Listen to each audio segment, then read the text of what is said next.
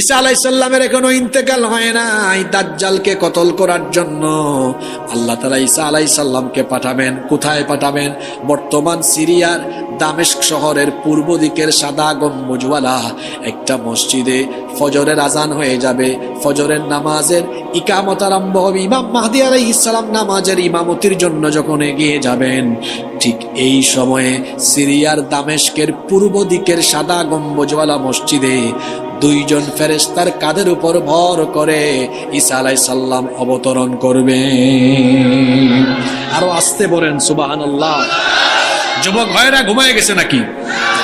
ঈসা আলাইহিস সালামকে দেখে ইমাম মাহদী আলাইহিস সালাম চিনে ফেলবেন, বলবেন আপনি আসেন ইমামতি করেন। তিনি বলবেন না, আপনি মুসলমানদের খলিফা, আপনি ইমামতি করেন, আমি মুক্তাদি হব, আমি মুসল্লি হব। আমি যে দায়িত্বের জন্য এসেছি ওই দায়িত্বের কথা নামাজের পরে সবাইকে অবগত করব। নামাজ শেষ হয়ে যাবে, ঈসা আলাইহিস সালাম ইমাম মাহদী আলাইহিস সালামকে পাশে রেখে সবার উদ্দেশ্যে বক্তব্য দিবেন। আল্লাহ তাআলা আমাকে দাজ্জালের ফিতনা থেকে তোমাদেরকে হেফাজতের জন্য পাঠিয়েছেন। দাজ্জালকে কতল করার মহান দায়িত্ব দিয়ে আল্লাহ আমাকে পাঠিয়েছেন। আল্লাহু আকবার। ওই দিকে দাজ্জাল, হাদিসে এসেছে দাজ্জালের অনুসারী হবে 70,000 ইহুদি। কত হাজার ইহুদি? সে তার 70,000-এর বিরাট ইহুদি বাহিনী নিয়ে আর অনেক অশিক্ষিত এবং দিন সম্পর্কে অজ্ঞ মহিলারা দাজ্জালের অনুসারী হবে। সে তার অনুসারীদেরকে নিয়ে রওনা করবে বাইতুল মুকাদ্দাসের দিকে এবং ইমাম মাহদী আলাইহিস সালাম তার হেডকোয়ার্টারকে হামলার জন্য। তার হেডকোয়ার্টার হবে শামে। হেডকোয়ার্টার হবে কোথায়? শামে। কোন শাম? শাম বললে তো শাম অনেকে আমরা চিনি না। বর্তমানে সিরিয়া, ফিলিস্তিন, লেবানন, জর্ডান, কয়টা দেশের নাম বললাম?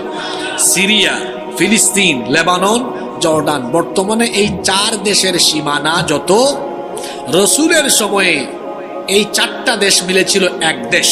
আর নাম ছিল কি? আরো সহজে বুঝবেন, যেমন বাংলাদেশ, পাকিস্তান আর ভারত 1947 সালের আগে ছিল কয় দেশ? দেশের নাম কি? জোরে বলেন। ভারতবর্ষ ছিল 47-এ ভাগ হয়ে 2 দেশ হয়েছে, হিন্দুস্তান, পাকিস্তান। আবার 71-এ আরো এক দেশ বাড়ছে, হয়েছে 3 দেশ, ভারত, পাকিস্তান। এখন হয়েছে কি? রসুলের সময়ে সিরিয়া, লেবানন, ফিলিস্তিন, জর্ডান, এই 4 দেশ মিলেছিল এক দেশ। সেই দেশের নাম কি? জোরে বলেন।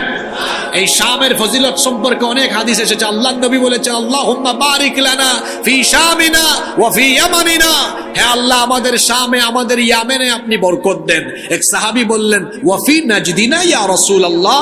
আমরা বলি সাল্লাল্লাহু আলাইহি ওয়াসাল্লাম, রাসূল আমাদের নজদের জন্য আপনি দোয়া করেন। নবীজি বললেন, না, নজদের মধ্যে আল্লাহর গজব আসবে, এখানে অনেক অশ্লীলতা, হারাম কাজ হবে, কিন্তু কিয়ামত পর্যন্ত ইয়ামেনে এবং শামে আল্লাহ বরকত দিবেন। সুবহানাল্লাহ।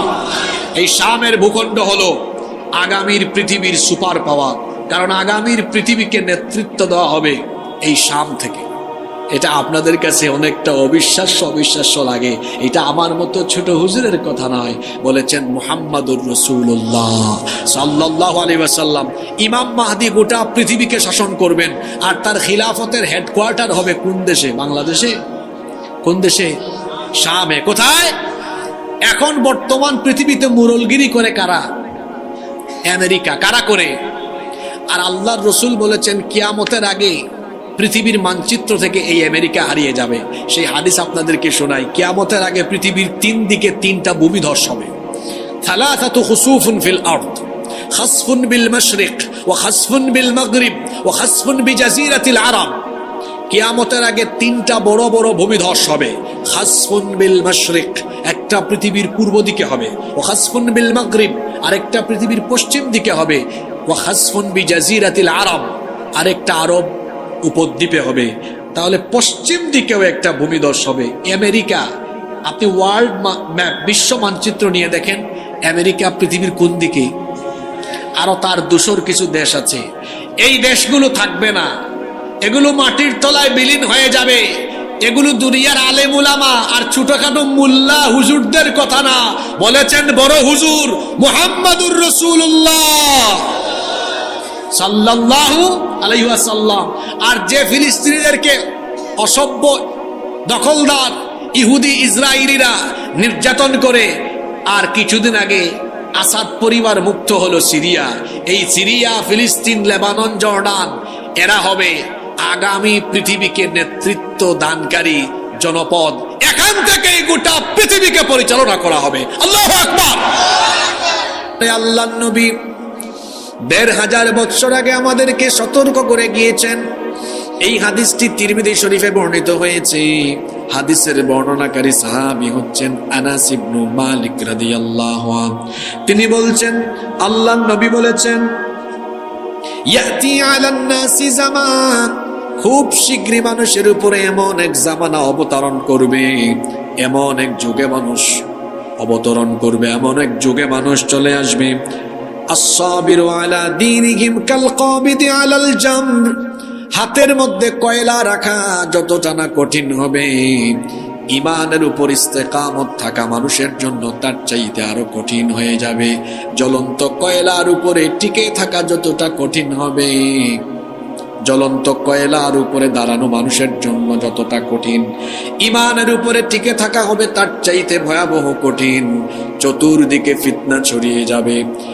গোটা দুনিয়ায় মুসলমানরা চতুর্মুখী ফিতনায় আচ্ছন্ন হয়ে যাবে। গোটা পৃথিবীতে মুসলমানরা নির্যাতিত নিপীড়িত অবস্থায় যখন থাকবে, তখন সারা দুনিয়ার নির্যাতিত মজলুম মুসলমানদেরকে নাজাত দেওয়ার জন্য এবং মুসলমানদেরকে ফিতনা থেকে বের করার জন্য ইমাম মাহদী আলাইহিস সালামকে যিনি পাঠাবেন তিনি কে?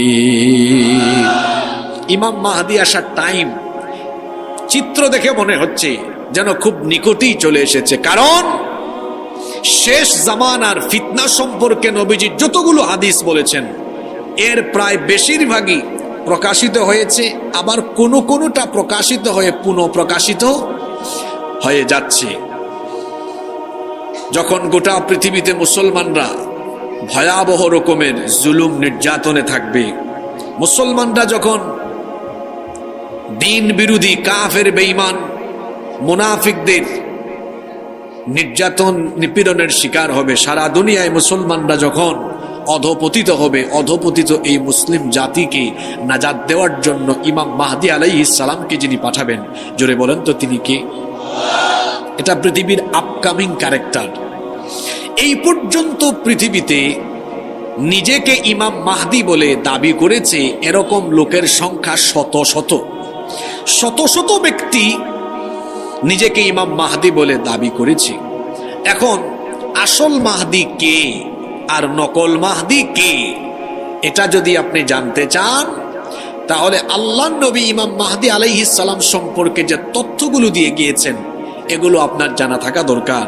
এগুলো যদি আপনার জানা থাকে, তাহলে কোনো নকল মাহদী আপনার ঈমানকে নষ্ট করতে পারবে। ইমাম মাহদী আলাইহিস সালামের পরিচয় কি? তিনি কে? কোন বংশ থেকে আসবেন? কোথায় তার সাম্রাজ্য স্থাপন করবেন? এসে তিনি কি করবেন? আল্লাহর নবী মুহাম্মদুর রাসূলুল্লাহ সাল্লাল্লাহু আলাইহি ওয়াসাল্লাম এই বিষয়গুলো আমাদেরকে বিস্তারিত জানিয়ে গিয়েছেন। সুবহানাল্লাহ পড়েন।